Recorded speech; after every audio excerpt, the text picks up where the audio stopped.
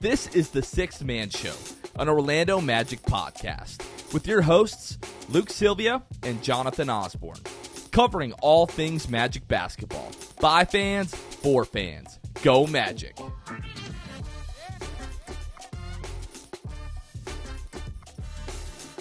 What's going on, Orlando Magic fans? You guys are back with the Sixth Man Show. Today is March 20th, 2023. We're recording this Sunday night. Well, I guess it's actually Monday morning now, about 1:45, Luke. I don't know about you. I'm exhausted. And there are 10 games left in, I guess we shouldn't even say regular season. It's most likely, overwhelmingly, 99.9%, 10 games left in the Magic season. How we doing? Before we started recording, producer Kevin said something to the effect of, October is so far away, and he was saying like he's ready for the next season, and he was saying it in the sense of like Magic are going to make the playoffs, it'll be an exciting season, and you and I were both like, no, we're good. Like we'll take our few months of no Magic basketball. I need a break. It doesn't help that we're coming off. This reaction was given off of an L that we took, West Coast road trip, 9:30 Eastern tip. Knew it was going to be a late night. Just like after a loss like this, I'm like, no, we can wait. We can wait. I'm all right with waiting a few months here and just doing our thing, recording twice a week, and having nothing else at night. It'd be nice because that's the thing, Jonathan. You and I, yes, we record twice a week, but if there's a Magic game on, we're watching the Magic game, and they don't always fall on the same night. So that's like more than half of our week filled up by the Magic. There's a few weeks throughout the season where it's like we're busy 5 nights of the week with the Magic. Yeah, they occupy a lot of our time. Couldn't even make the playoffs for us this year. Frustrating, Looking at the season, Luke, like to me, I don't so much mind recording Wednesdays like after games. Also, typically we're not playing a West Coast game on a night that we also have to record. I think this only happened one other time this season. I think so. But looking at the rest of the season, I was like, man, how many weeks do we have the rest of the way where we have to record after an episode? We play we play the next 3 Sundays now. Sunday, the 26th, at home versus the Nets. At least they have, the decency to play that game at 6 o'clock. So we're going to be recording at 9:30 at the latest. Yeah. The following Sunday will be at home versus Detroit. Again, that's a 6 o'clock tip-off. And then the following week, we play at Miami. That's a 1 o'clock tip. So, I mean, we'll probably want some time in the afternoon to kind of do stuff with the families. But theoretically, we could record early afternoon, but we'll probably be that night. I don't know. We'll talk about what we want to do. But, yeah these trips, these West Coast road trips, especially when the games coincide with our recording schedule, they suck. And then you lose. These are the hardest times to sit down and talk about this team, which we're going to do. And before we started recording, just because all right, it's another kind of, clutch loss where, 5 points, less than 5 minutes to go. I wanted to look at, just the Magic's record on the season in clutch games. So they've had 38 games so far this year that qualify for clutch minutes. Again, this is any game where with 5 or less minutes to go, the point deficit between the two teams is 5 points or less. The Magic are 16-22 in those games. And this is what really was pretty striking to me. All teams in clutch minutes, the Magic are 14th in offensive rating with a 110.5, which means for every 100 clutch minutes played, the Magic are scoring 110.5 points. 14th in the league. Middle of the pack, not that bad. I'm happy with that. Defensive rating, this was shocking to me. The Magic with a 123.1 defensive rating are 29th in the league, Luke. They're only above the Detroit Pistons in terms of clutch defense this year. That is atrocious. Can't keep them hands to themselves.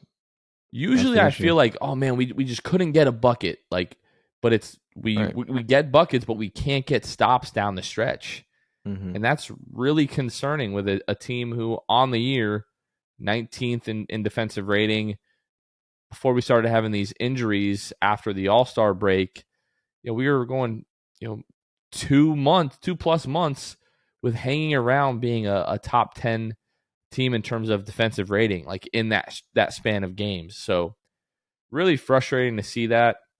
It's definitely concerning with a defensive lineup. You've got Wendell, you've got Franz, you've got Gary Harris most of the time on the floor at the end of the games. You've got Markelle Fultz. Like, you have competent defenders. Paolo is probably the worst defender in the starting lineup, and on the ball, he's solid. Off the ball, there's some questions, and that reared its head, tonight, definitely, with that late rotation to Austin Reeves and fouls him on the three. And, at that point, the game was pretty much over, it felt like. Mm-hmm. But this team should be so much better defensively, especially down the stretch of games when you just absolutely need stops. Yeah, and it's also just one of those things this comes with being young, knowing when to, and we'll talk about this obviously, and I'll probably reiterate it because it is what pissed me off most tonight. Some people were talking about the Markelle foul, whatever. Austin Reeves getting that shot with the shot clock winding down, off balance, like, if it goes in, it goes in at that point. You cannot, and under any circumstance, foul. And I don't know. It was just aggressive. He's done that before this year as well. I think it's just him being a rookie, understanding situationally when to do things like that and when to not. But there's no circumstance where you contest that hard with the shot clock winding down in that scenario. You live with Look it at if the he makes Phoenix it. game. Look at the Phoenix game. You give up a 4-point play at the end of the first quarter. Yeah. I think it was it Campaign? Somebody got fouled on the Suns in the first quarter. I think it was Cole fouled at the end of the first quarter, turned into a 4-point play, and then Markelle Fultz sticking the knee out and committing a foul, a 3-point foul. It would have been more than a half court shot. Like, those, it's never going in, but yet you're giving up 3 free throws. So you give up 7 points in that Phoenix game at the end of the first quarter and at the end of the second quarter, and you lose that game by 3. You don't have those fouls, you probably win the game. Mm-hmm. So it's an issue. Oh man, this team, 38 clutch games, you're 16-22, not fantastic, and it's a young team. I know we're talking about that. We've talked about it all season long about this team learning to win, and in some respects they have. Getting healthy bodies back, massive help. Starting the season 5-20, and you're what, 24-23 since then. So essentially 500. This team has made strides this year. It's been encouraging to an extent. It's been very frustrating to an extent. But this team just isn't there yet. I think that's fair to say, right? Yeah, very fair. You needed to lock in the last, what was it, 23 games we talked about after the All-Star break, and they just weren't able to do that. And now let's go through the state of the Magic, because the state of the Magic is really going to lay some of this stuff out, like just how far away they are from actually having a chance at the play-in now. So the Magic went 1-3 on the week, bringing them to a record of 29-43. They have the 5th worst record in the league, 13th in the Eastern Conference. They are now 5 games back of Chicago with 10 games to go for the final play-in spot. They're 3.5 games back of Indiana, who's sitting at 11. 3.5 games back of Washington, who is sitting at 12. Offensive rating, now going into Sunday night, as of 12:53, NBA.com, for whatever reason, has not updated, and now they have, of course. So let me scratch what I have here. So they have an offensive rating of 111.5, 26th in the league. And they have a defensive rating of 114.2, which is good for which is good for 19th in the league. And then overall net rating, negative 2.7, which is good for 26th in the league. So, Luke, 5 games back now. 10 games to go of the Chicago Bulls, who in their last 10 are 6-4. They're on a 2-game winning streak. You play the Washington Wizards on Tuesday, who through 2 games against the Wizards this year, the Magic have lost by an average of 19.5 points. It's been an absolute defensive nightmare. Daniel Gafford and Kristaps Porzingis have just destroyed Orlando's bigs so far this season. Jonathan Isaac's still out. He's out for the rest of the season. Jalen Suggs has been out the last couple of games with a concussion that I guess he suffered Thursday against the Phoenix Suns. I don't remember the exact play that occurred, but if you're a Magic fan and you've paid any attention to this team this year, Jalen Suggs hits the floor about 17 times a game. Mm-hmm. So it could have happened at really any point. Is he going to be back Tuesday? Don't really know. But yeah, I mean, Washington has just really kicked our butts all season. And as we go down the stretch here, we're getting pretty good shots from teams. The Suns trying to hang on to home court advantage. The Clippers trying to gain home court advantage. The Los Angeles Lakers, who with their win tonight, right now they're in the play-in. Like they desperately needed this game tonight.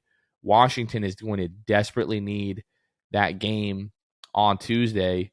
The Knicks, I think looking at the standings, the Knicks, they still have an outside chance of getting to 4 and gaining home court advantage, in the first round. Brooklyn, Memphis, then you play Washington again. Like these next 5 games are all teams that they need to win games to stay where they're at in the standings or improve in the standings. It's not looking good, Luke. Doesn't look good. All the teams you play this week as well, you've not beat any of them this year. So whether that's, the game Tuesday, right, against the Wizards, the Knicks have beat you twice. The Nets have beat you the one time you've seen them this year. You haven't beat any of these teams. So yeah, it's going to be an interesting week. See how they do. And like you said, these teams are playing for something.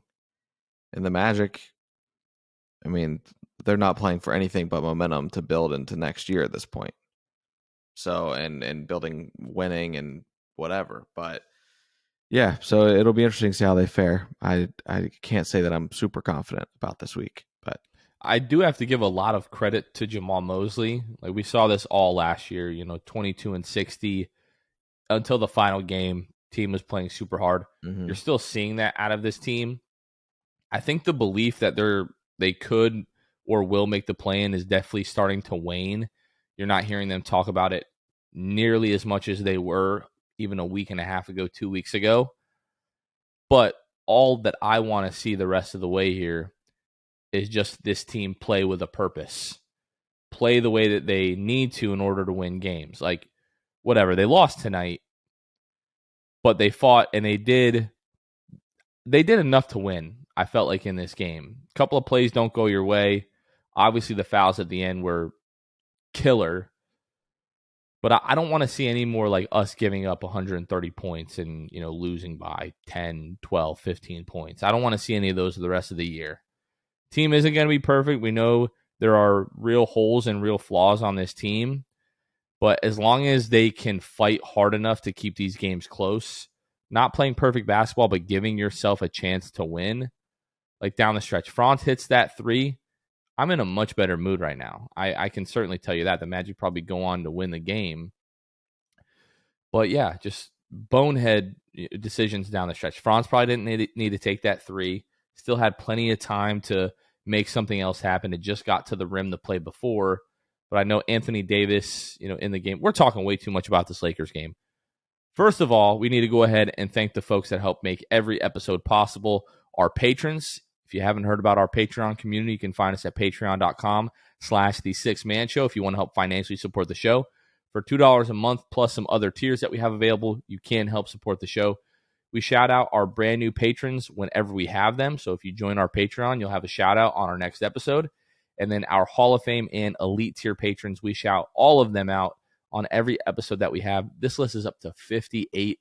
So let's go ahead and get it started, shall we? Shout out to the Court Cousins, Drew Gooden, Armin, Carson Tulo, Normal, Magic Player History, Julio, Gabe Gaines, Wiffle, Michael Martin, Jamel Miller, Michael Salapong, The Distract, Donkey Punch Dave, it's not okay to say Okiki, Pierre A, Migzor's Nostalgia and M&M's, Dylan Holden, Mr. Mikey, Lil Penny, Eduardo Sanchez Drum, Danimal, Dutto15, Bobby Skinner, Goldie93, Teddy Sylvia, Eric Lopez, Fuchsia, Juan Geraldo, Bill Fulton, Edmund Lagone, Jose Esquilin, Destined for Greatness, Caleb Pete, Cannibalism, Time Mr. TV, Joe Rothfuss, ESPN Really Sucks, Gear 95, Shred, Junior Bruce, Half Freak, and Shahin 177, Bobby the Don, Himlo Band Himro, RM Prov 221, Ray Pastrana, Magic Kid 714, Let's Bank Don't Tank, Soft Taco, Jesse, Fuego Nando, Phantom Wolf 72, Irish Magic Mike, Austin Lampy, Random Hustle, Bull, his first name is his last name. Again, if you want to help support the show, find us at patreon.com/The Six Man Show.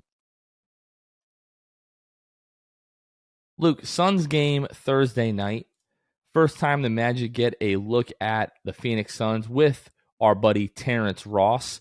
First time since Terrence Ross was waived by the Magic and then signed with the Phoenix Suns. No Kevin Durant for the Phoenix Suns. I almost said Brooklyn Nets, but he no longer plays for them, obviously. My mind is playing tricks on me here. But yeah, I mean, this was a close game, really back and forth. Great game. Markelle Fultz, 25 points, 7 rebounds, 9 assists, almost a triple-double, 64% from the floor. Wendell Carter, 16 points, 7 of 11 from the floor.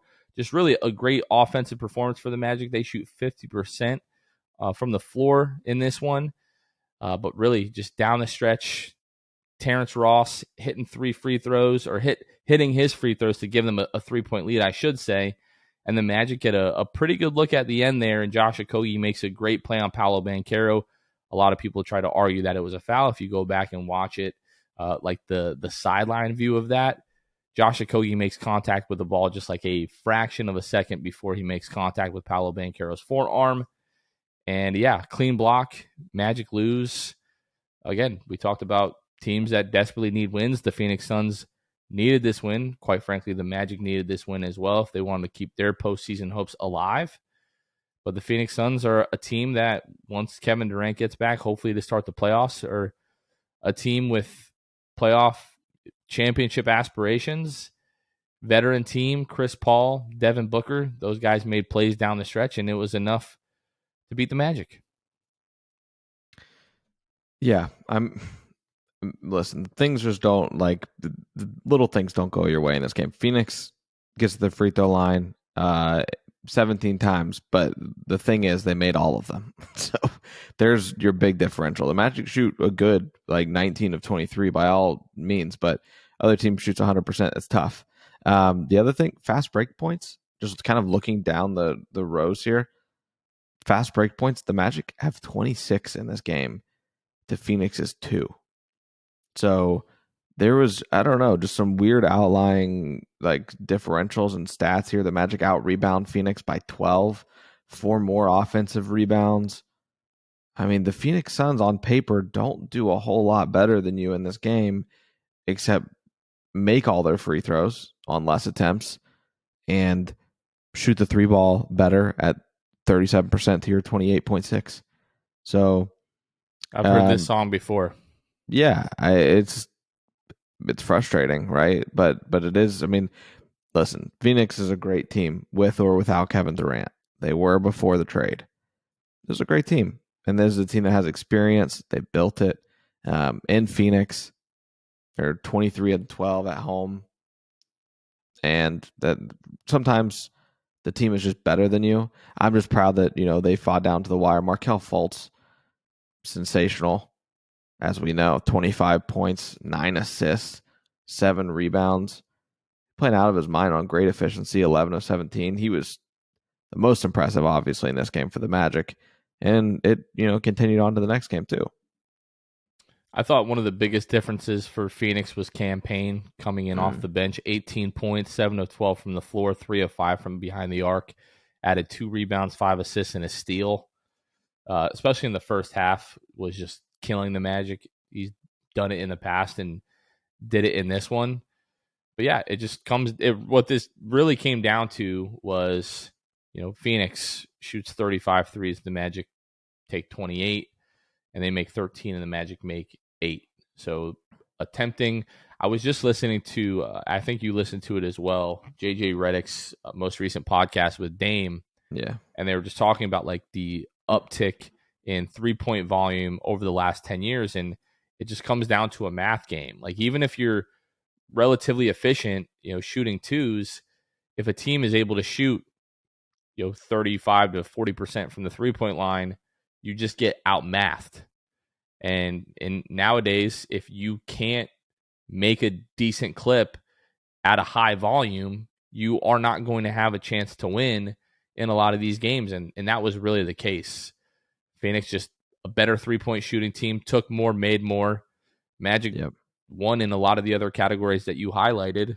Yeah. And now we're coming back to, hey, let's add some shooting this offseason, whether that's through the draft, whether that's through trades or free agency, to maximize Markelle Fultz, who we're going to talk more about in a little bit, to maximize the future of Paolo Banchero and Franz Wagner as they continue to evolve as on-ball threats, but also as playmakers, making other players' lives easier. Having shooting around you allows you to do that, and then just kind of is going to open up the offense as a whole. So it is what it is. Like you said, better team. Came down to a couple of plays in this game. It sucked that it was Terrence Ross who goes to the free throw line and essentially ices the game for the Phoenix Suns. That kind of hurt. I messaged him before the game. I'm like, hey man, like show out tonight. Like I wanted him to have a good game. And then right after that, I'm like, bro, I didn't mean like ice the game. I wasn't talking about that. You know what I'm saying? But which he says hello to all the boys. So yeah, it just sucks to lose that game, but it really came down to a couple of plays. I was desperate for Paolo Banchero hitting a buzzer beater there, push it to OT, but Okogie makes a great play, and it was not meant to be. What'd you make of Markelle Fultz untying Terrence's shoe in the that was clutch fantastic. time? Incredible. I appreciated that. And credit to the rest. I don't even know if they noticed that, but just let boys be boys sometimes. Hard not to, because Terrence kind of stumbled after that. He tripped over it when he did it, when Markelle did it. Markelle had to like really yank at the shoelace. Yeah, my favorite part was everybody on social media that was like Phoenix people that just like don't understand. And they were like, that's dirty. I saw like a lot of like, that's dirty. He can't do that. And it's like, they're boys. He can do whatever he wants. Yeah, like shut up. Terrence is cool with it. They on the same team together for like 4 years. Like, yeah. Do you forget where your boy just came from? Yeah, they forget. I had a boss once. This is going back to my days where working at the eye clinic, where I finally got to work for one of the doctors that I really admired. And I was joking with one of his like head assistants at the time. I was like, look, I'm on the team now. What's up? And she told me, she's like, listen, she's like, you may work with this doctor one day, and you may work with this doctor in a capacity similar to what I do now, but you will never, ever replace me. And I'm saying that to the Phoenix Suns. Terrence Ross may play for you guys for a long time. He may play a role, some capacity to what was similar to what happened in Orlando, but you will never replace Orlando Phoenix. I don't care if he wins a championship there. He is still our guy. Right after he signed there, I commented on something, some like Phoenix post. I think it might have been like the Suns official Twitter. And I commented from our account. I said, be good to our boy. And then a Phoenix Sun comments, like, I understand. He's like, I think you mean our boy. I was like, oh, okay. I see how this is. But, it'd be like that sometimes. But we lost to the Phoenix Suns. So let's talk about this game, this Clippers game. First of all, there's some folks that I want to give a very special shout out to. One of them is one of our patrons, Fuchsia. Our boy Manny, who does like all of our social media, like video clips for us. The dude lives in Australia, flew to L.A. for this weekend to watch the Magic take on the Clippers, to take on the Los Angeles Lakers. Our boy Jonathan Zahner was out there. I know our boy on Instagram, Mac Dizzle, was there. The Loud Bald guy was there this weekend as well. Watching this Clippers game on TV Saturday night, there was like a gang of Magic fans behind the Magic bench, and it was so fun to watch them throughout the game, but especially like late in this game as our guys were like making plays on like the defensive end, and seeing some of the videos that have come out since then. Like Fuchsia put out a video of whoever was with her, one of her, I don't know if it's a friend or family member, but I believe this gentleman also drove with her to the Sacramento game earlier in the year that Fuchsia went to. But videotaping Franz hitting that three, in the last minute against the Clippers, and then seeing, Fuchsia's reaction to that, just really, really dope. Like all the way on the other side of the country, seeing Magic fans kind of show up and just kind of have this community out there as well was really cool. So big ups to you guys for going out and showing out. That was a lot of fun, Luke. But this game was a lot of fun. The Magic have a lead early, and then down 8 going into the fourth quarter. Yep. Cole Anthony has an awesome fourth quarter, a great start to the fourth quarter, as a matter of fact. 7 points in the fourth from Cole Anthony really helped the Magic get back into that game early in the fourth. And then the rest of the fourth was Markelle Fultz and Wendell Carter Jr., 12 points apiece in the fourth. We talked about Franz with the big three down the stretch. But the play of the game to me was that Russell Westbrook drive in the final minute. Wendell goes up, both hands stuffs him at the rim, outlet pass to Markelle Fultz. Markelle Fultz goes down the other end and gets the layup. To me, that was like the epitome of this game and this the fourth quarter especially. Talking about Markelle, talking about Wendell. Wendell, 27 points, 12 rebounds, 2 assists, 3 steals, 2 blocks, 57% from the floor, 4 of 8 from the three-point line. And Markelle with a career-high 28 points, 10 of 17, good for 58% from the floor, 1 of 2 from behind the arc, 7 of 8 from the free throw line, 6 rebounds, 4 assists, 4 steals, and a clutch block as well. Cole Anthony was great. Franz was great. I mean, this was just a really, really fun game. No Kawhi Leonard for the Clippers, obviously, but we don't give sympathy to teams for not having a full, healthy roster. But for what was a rough week, Magic basketball, losing to the Spurs, losing to the Suns in the fashion that you did, for my soul, I really needed this win. And it was one of the funner games that we've had since the All-Star break. Yeah, I think the part about this game that impressed me the most, though, is just the terrible third quarter that this team had after outscoring the Clippers in the first half, being up by 2, obviously, and being able to go from scoring 17 in the third quarter to scoring 39 in the fourth quarter.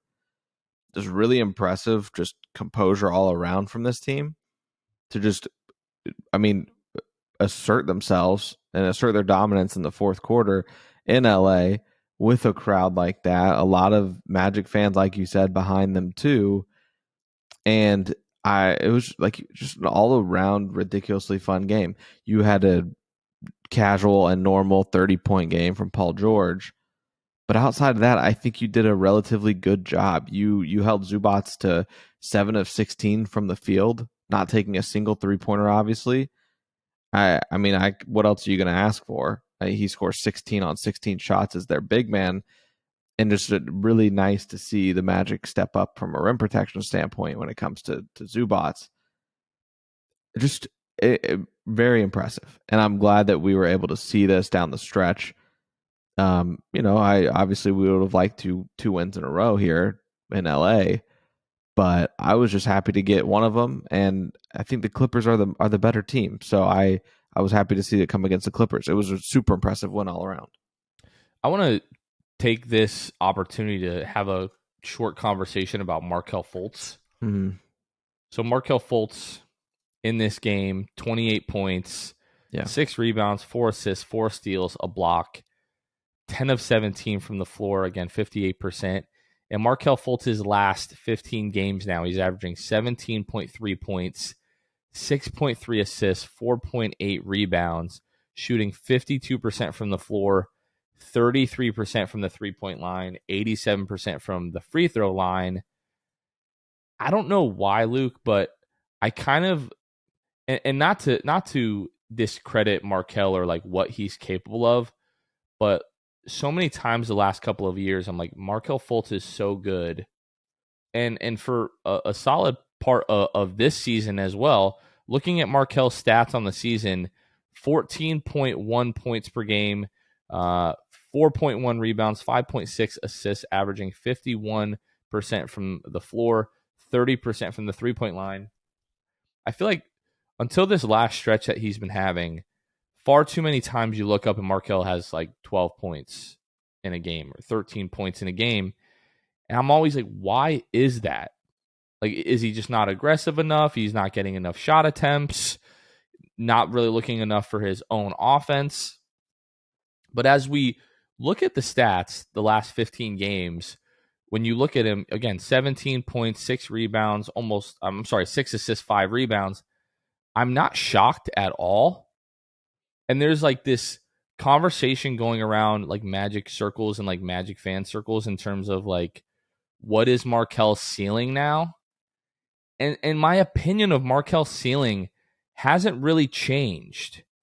Even though he's playing super well lately, it's almost like I'm not surprised that he's playing this well. Like, we kind of always knew that he was capable of doing this. But I'm kind of wondering, like, what has been the shift in mentality for Markelle? He's the best clutch scorer on the team, like, by a wide margin. Just in terms of like, points per minute and clutch situations and field goal percentage and effective field goal percentage in clutch situations this year.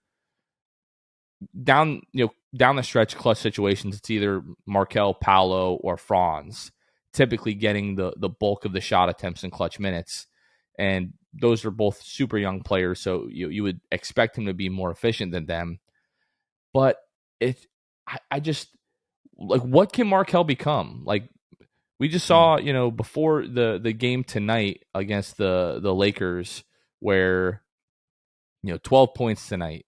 This is kind of what I'm talking about. Like, he'll have nights like this where it's just, oh, Markelle only had 12 points tonight, but it was what was it, 25 against the Suns, 28 against the Clippers, and he does it so effortlessly, so flawlessly, not taking a ton of threes, just kind of getting to his spots, doing the Markelle things that we know he can do. And I'm just finding myself kind of reevaluating what is Markelle's ceiling. Like, can he be this 20 point per game scorer? But then in the makeup of this team, does that make sense for this team with Franz, with Paolo? It probably doesn't, but it just feels like he's capable of that, if that makes sense. Yeah, my stance on Markelle has really not wavered the last two or so seasons. My stance and my opinion on Markelle is that I think that he can be a good point guard in the league for a very long time, and that's what I think, and I still think that's the ceiling for Markelle. I think the lack of ability to shoot the 3-point shot is going to hinder him for his whole career. And it's unfortunate that, due to the nerve syndrome and all that kind of stuff that he had, that is the reality. Because I don't know that he ever gets to what he obviously was. But in all other aspects, he's there. I genuinely think that he is where he was aside from perimeter shooting. His IQ has never left. His ability to, and as the game and it's crazy to say, but like as the game continues to slow down for Markelle Fultz, he's only going to put up more ridiculous numbers. And I think that he's never going to be the guy, but he's going to be the guy that you trust down the stretch. You trust him to penetrate into the paint, make the right read, and take it from there. So you trust him to penetrate, take the shot if it's there. You trust him to make the pass out to the perimeter. You trust him to just make all the right reads. And I think that's just what you need. We've talked about him in this light already in terms of he's just like that calming presence that levels this team, levels the head of this team and can get everybody, where they need to be. And that's why it really irritated me tonight when everybody was on his case about the foul with, 30 some odd seconds left. Yes. Was it a bad foul? Absolutely. But I don't know. I didn't have a huge issue just because of what he was and has been, especially these last 15 games, but for what Markelle is overall. Like, this team would be so much worse, and we've seen it. This team isn't in the situation maybe tonight if it wasn't for Markelle Fultz. Like, there's there's just things that he does that don't show up on the stat sheet. We've talked about a lot. But yeah, man, I'm just never going to count Markelle out. And I think that it does make it interesting moving forward. What are you going to do? I saw someone today. The dialogue's already started, Jonathan. Saw someone today on Twitter say something to the effect of, I don't know if this is the Markelle that we get, I don't know that this team takes Scoot at the number 2 pick because of Markelle. And I don't agree. But I think that just the dialogue shifting around Markelle, which is great. But like you said, and as I'm reiterating, I don't think you and I's opinion really has changed. We in terms of in the positive light. We both have said that we love Markelle, and he's just continuing to prove how valuable he is for this team. And I'm excited to see what he can do, and hopefully he's a part of the future. Speaking of being part of the future, so Markelle makes $16.5 million this year. He's guaranteed $2 million for next year. His $17 million for the 2023-2024 season becomes fully guaranteed on July 1st. And this offseason, Markelle Fultz is going to be eligible for an extension regardless of who you draft. I don't care if somehow you end up with 1 and 2. Like you draft Victor Wembanyama and you're able to trade up to 2. Markelle Fultz is not an asset that you can let walk like for nothing at the end of next year. I don't think it's in the Magic's best interest to even let him get to free agency next year. I think the Magic need to sign Markelle to an extension this summer, like somewhere around like 3 years, $60 million is I'm going to ask you what you feel comfortable, but I'm just going to throw that out there right now. I mean, he's going to make $17 million next year. He's going to be looking for a pay increase. Now, yes, he's missed time with injuries. He missed all of last year. Given where his like production level is and the salary cap rising, I think he's going to be probably right around like that $20 million a year mark in free agency. And I don't think you can afford to lose Markelle, in free agency, a year and a few months from now. So I expect the Magic to try to sign him to an extension this summer. Yeah. I don't think you can let him go unless you are sure you have your point guard of the future. I just feel like even if you're sure of that, it's just terrible asset management. You cannot let a player of this caliber just walk. It would be general manager malpractice. Do you think if it's going to be like a sign and trade to facilitate him going elsewhere? I don't know what that looks like. I mean, if he were to make it to free agency, it would need to be a sign and trade.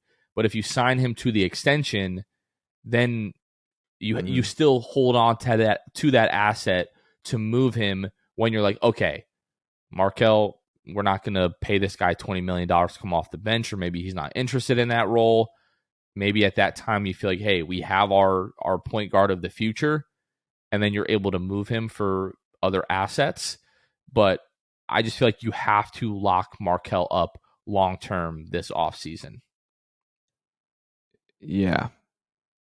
Yeah, I think what it boils down to, obviously, as every decision does for this front office, is how do you value Markelle Fultz? And also having a gauge on how everybody else in the league values Markelle Fultz. I'm willing to say that nobody values him like the Magic do. Because the Magic have seen it. The Magic have worked with this guy day in and day out. They basically brought him out of a weird situation in Philly after him going through all that, was patient with him, and now are seeing the fruits of their labor. I think this is a moment where the Magic can kind of let it all hang out and do that extension. Just because they say this is a project we saw through. He's been super beneficial, and I don't think it's time to move on from him. So I don't know what the answer is. I'm not a cap expert, but I do know that these salaries are going to rise anyway. So 20 a year may not be all that similar, or may not be all that different in the grand scheme of things in the 16, 17 he's at right now. When push comes to shove, is it worth it? But you got a lot of things on the books that you got to make decisions about. It's not on the books yet, but you got a lot of decisions to make with this team. and they're going to do it. You know, those guys have all the spreadsheets in the world and all the programs in the world to help them figure out who needs to get signed for what and how they're going to make things fit in the next few years. A lot of guys that are going to end up getting one to get paid in this team, and you got to start making your decisions. So is Markelle Fultz going to be one of them? I don't know. But I like I said, I'm not a cap guy, not a numbers guy, but I would like to see Markelle Fultz on this team. If nothing else, be a veteran PG on this team moving forward, whether he's starting or not. But like you said, we'll see if he's interested. Well, just to give some added context, like looking at some of the other point guard contracts around the league and like the average annual value, kind of in that ballpark of where Markelle is or maybe would be. You've got Malcolm Brogdon making $22.5 million, Spencer Dinwiddie 18, Kevin Porter Jr. 15.8, DeJounte Murray 16, Mike Conley 22, Derek White 17.5, Colin Sexton 17.7, Marcus Smart 19, Lonzo Ball 20, Fred VanVleet 21, Malcolm Brogdon 21, Kyle Lowry 28, Terry Rozier 24. So I got that number $20 million a year, just kind of what I would be willing to pay Markelle before I even looked at some of these. And looking at those other contracts makes me even more comfortable signing Markelle to like a 3-year, $60 million extension. Maybe you even make it 4 years, $80 million, that fourth year being like a team option if you have to, if he wants a little bit more long-term security. And I mean, maybe based off what you think of his health, maybe he's earned that, like a 4-year deal. I really don't know, but I think the Magic definitely need to lock him up. And just looking at some of the decisions, they're going to have to make, Cole Anthony is also going to be eligible for a rookie extension. Chuma Okeke is going to be eligible for a rookie extension. Chuma Okeke, good grief. It's been how many months now, and I'm still doing that. Chuma Okeke, he's fallen completely out of the rotation, hasn't played regularly in weeks since coming back from the injury. I would not be surprised at all if the Magic try to trade him or move on from him this offseason. You've got Bol, non-guaranteed $2.2 million. I would assume the Magic would pick up that option and keep him for another year or trade him if they need to. You've got Moritz Wagner, who's going to be an unrestricted free agent this offseason. I wouldn't be surprised if they decide to move on from him. So sure, they do have some decisions to be made. I think they've already made their decision on Chuma Okeke. Really, it's Cole Anthony, and I wouldn't totally be surprised if we didn't see an extension for Cole this season. Just kind of look, you had a really good second half of the year, going to have like one more prove it year, and then you're going to hit restricted free agency. I don't know. What do you think? What do you think of Cole? Would you sign him to an extension? Would you play it out another year and see what happens in restricted free agency? He's a tough one, man. It's just not. I don't know. Because I saw him tonight, like closing out this game against the Lakers, which we'll talk about that game next. And he provided some great things. He did it in the Clippers game, right? Like he's able to. He's not shy to take the shot, but I just don't know if that means I want him taking the shot. Like I've seen him make it, but I also I'm not sure. I'm not sold on Cole Anthony. Maybe this front office is. Not sold on Cole Anthony in like what regard, like what context? I'm not sold on Cole Anthony the way that he's probably sold on Cole Anthony, if that makes any sense. Like, so you're not sold on Cole being a starter? No, I'm not. What about Cole, like in the 6-man role that we've seen for most of the season? That is fine. I just need to know that he is cool there, and I'm sure this front office will communicate that, whatever they think his role is, especially in this upcoming draft. If you have 2 picks in the top 10, or if you have one in the top 10, one in the top 15, there's a chance that you're looking at some guards. And I just don't know what that will mean for Cole Anthony. And in return, I don't know what that means for Markelle Fultz. I think that you've got to make a decision for them based on what you want in this future for them. And I just don't know what this front office is going to want, because there's a lot of ways they could go on draft night even. I've talked about this. Like, you could package picks. You could package young guys and a pick or whatever. I just don't know what this plan is. And all these guys are just so freaking young that it's really hard to tell what they're going to do. But for me, I let Cole prove it, fight it out for another year, and then see what he does next year. And a team that is even more crowded with young talent, it's going to be hard. And it might not be something he finds super desirable, but I don't know that this front office gives him another choice. So the thing that we've been most critical of Cole is just the consistency. Yeah. And I want to give credit where credit is due, because the last 30 games, Cole has been very consistent, especially in this role, coming in off the bench, like this 6-man role. So last 30 games, Cole is averaging almost 13 points per game, 4.6 rebounds, 3.5 assists, shooting 45% from the floor and 38% from the three-point line, basically 88% from the free throw line. What have I been talking about for 2 years? Cole Anthony, get close to 45% from the floor, and I'll be happy. I can live with the rest of his game. And he has done that. And whenever I'm critical of a player, or we're critical of a player, I want our, maybe not walking back, but like the praise needs to be as loud as the criticism. And Cole now has put together basically a third of a season of being perfect in that 6-man role, coming in off the bench, giving you an offensive spark, and doing it moderately efficiently. 45%, 38% from a smaller guard is fantastic. Like 38% from the three-point line, I don't know what else you want Cole Anthony to do. We've talked about his defense. He at least competes on that end and tries to make life difficult for other guys. What he doesn't give you defensively, he makes up for in some regard, like in rebounding the basketball. Yeah, I'm probably right there with you. Probably play it out another year, just because it's going to save you some money in cap space. And but if he puts together, 10 more games as we close out the season here, and those numbers hold over the second half of the season, I'm feeling much more confident in what we've always said, is that he needs to be first guy off the bench, that kind of offensive spark plug, and let's see what Cole Anthony can do. And I think he's proven that he's perfect for that role. And if he's willing to buy into that, then I'm good with Cole Anthony, being like the 6-man long term. It just comes down to whether or not Cole Anthony is okay with that role and accepts that here in Orlando. Yeah. We'll see what he decides. I don't know that I don't know. I don't know what he's going to decide on what I he don't wants. really know. But it's going to be interesting to see what he does.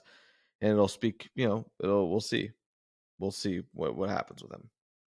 Before we get into this Lakers game, folks, I hope Sunday night when you sat down to watch this Lakers game, you had a nice hot Papa John's pie, because don't forget the Magic won Saturday night, and every day following Magic victories, you can get 50% off your online order from Papa John's with code MAGICWIN.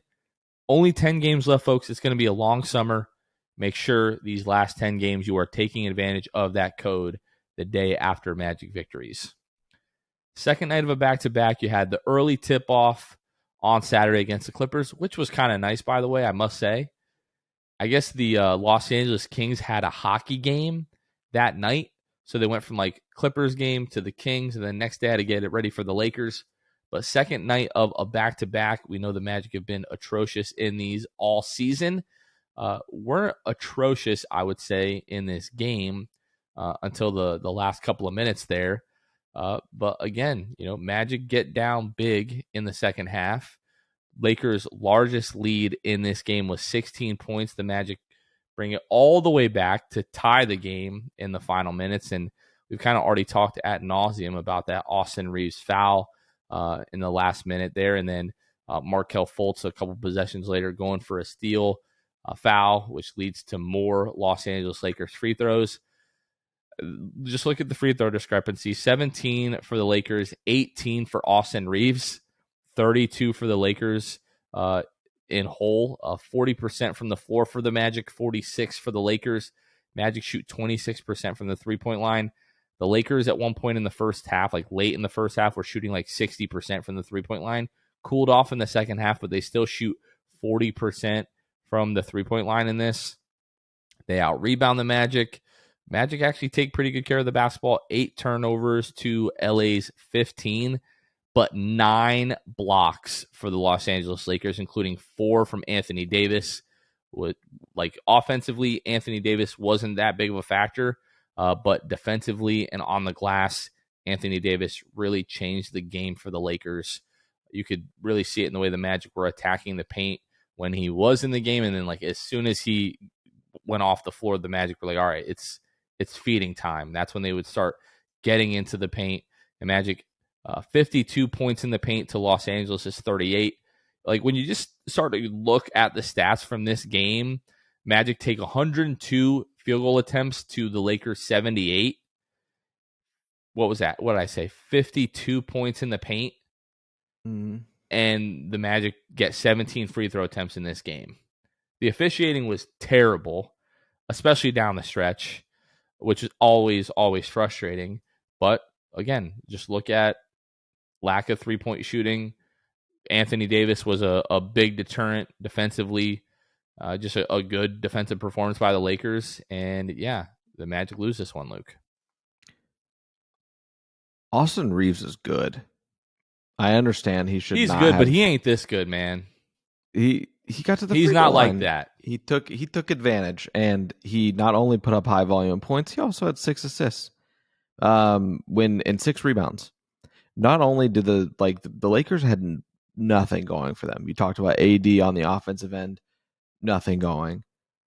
Whenever Austin Reeves scores the last 10 points for the Lakers in this one. The Magic's defense, like you said and highlighted in the clutch, is clearly terrible. And it was terrible tonight. Austin Reeves doing whatever he wants. And it was frustrating. And we've already highlighted the most frustrating parts of this game. But, Franz Wagner, 21 points on 23 shots.